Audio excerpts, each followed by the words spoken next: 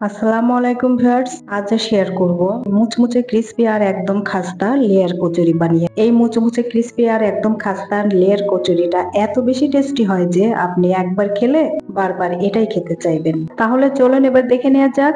এর জন্য আমি এখানে 1 কাপ ময়দা নিচ্ছি, এর সাথে আমি আরো 1/4 কাপ ময়দা নিচ্ছি। আপনার প্রয়োজন অনুযায়ী নিয়ে নেবেন। এখন এর মধ্যে দিচ্ছি 2 টেবিল চামচ চিনি, পরিমাণ মতো লবণ আর হাফ চা চামচ বেকিং পাউডার। সবগুলো শুকনো উপকরণ ভালো মতো মিশিয়ে নেওয়ার পর দিচ্ছি 1 টেবিল চামচের মতো রান্নার তেল। তেলটা ভালো মতো মিশিয়ে নেওয়ার পর যখন ময়দাটা এরকম মুঠো করলে দলা পেকে যাবে, আবার ভেঙে ফেললে একদম ঝুরঝুরে হয়ে যাবে, তখন বুঝে নেবেন আপনার ময়দাটা মাখানো একদম ঠিকঠাক আছে। যে কোনো নাস্তা অনেক বেশি খাস্তা করতে চাইলে তেলের পরিমাণটা একদম ঠিকঠাক থাকতে হবে। এখন রুম টেম্পারেচারে থাকা পানি একটু একটু করে দিয়ে ভালো মতো মেখে একটা ডো বানিয়ে নিচ্ছি।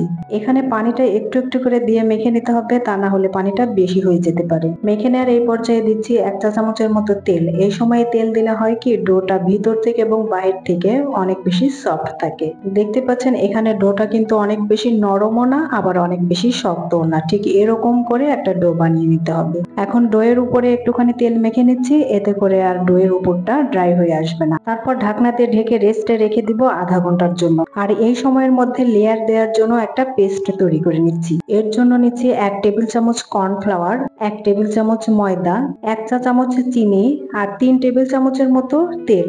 এখন সবকিছু একত্রে ভালো মতো মিশিয়ে নিয়ে একটা পেস্ট তৈরি করে নিচ্ছি। এখানে আপনি চাইলে শুধু কর্নফ্লাওয়ার বা শুধু ময়দা দিয়েও এই পেস্টটা তৈরি করে নিতে পারেন। আধা ঘন্টা পর আমি ঢাকনাটা খুলে নিলাম, আর দেখতেই পাচ্ছেন ডোটা অনেক বেশি সফট আর মসৃণ হয়েছে। এখন একটুখানি মধ্যে নিয়ে ছোট ছোট করে লেচি কেটে নিচ্ছি। এখন একটা করে লেচি নিয়ে এরকম লম্বা আর একদম পাতলা করে রুটি বেলে নিচ্ছি। এখানে রুটিটা একদম গোল হতে হবে এমন না, আঁকা বাঁকা যেমনটাই হোক না কেন, যতটা পাতলা করা যাবে লেয়ারের সংখ্যাটা ততটাই বেশি হবে। তাই যতটা সম্ভব পাতলা করে রুটিটা বেলে নিতে হবে।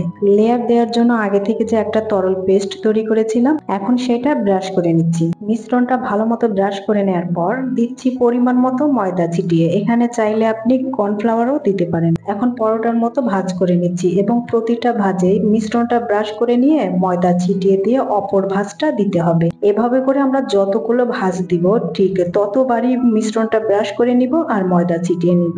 এই পর্যায়ে ভাঁজ করে নেওয়ার পর আমরা ডোটাকে যতটা সম্ভব পাতলা আর লম্বা করে বেলে নিব। লম্বা করে বেলে নেওয়ার পর আবারও মিশ্রণটা ব্রাশ করে নিয়ে ময়দা ছিটিয়ে দেওয়ার পর ঠিক মাঝখান দিয়ে ভাঁজ করে নিয়ে আবারও একটুখানি বেলে নিচ্ছি। বেলে নিয়ে রুটির মতো পাতলা করে নেওয়ার পর আবারও মিশ্রণটা ব্রাশ করে ময়দা ছিটিয়ে নেওয়ার পর এভাবে করে রোল করে নিচ্ছি। দেখেই নিশ্চয় বুঝতে পেরেছেন আমি কাজটা কিভাবে করে নিলাম। ঠিক এভাবে করে সবগুলো বানিয়ে নিতে হবে। এখন মাঝখান দিয়ে চাকু দিয়ে কেটে 2 টুকরো করে নিলাম। আর দেখতেই পাচ্ছেন অনেক বেশি লেয়ার তৈরি হয়েছে, ভাজার পর আরো অনেক বেশি লেয়ার দেখা যাবে। এখন হাত দিয়ে একটুখানি চেপে লেচির মতো করে নিচ্ছি। এভাবে করে আমি সবগুলো বানিয়ে নিব।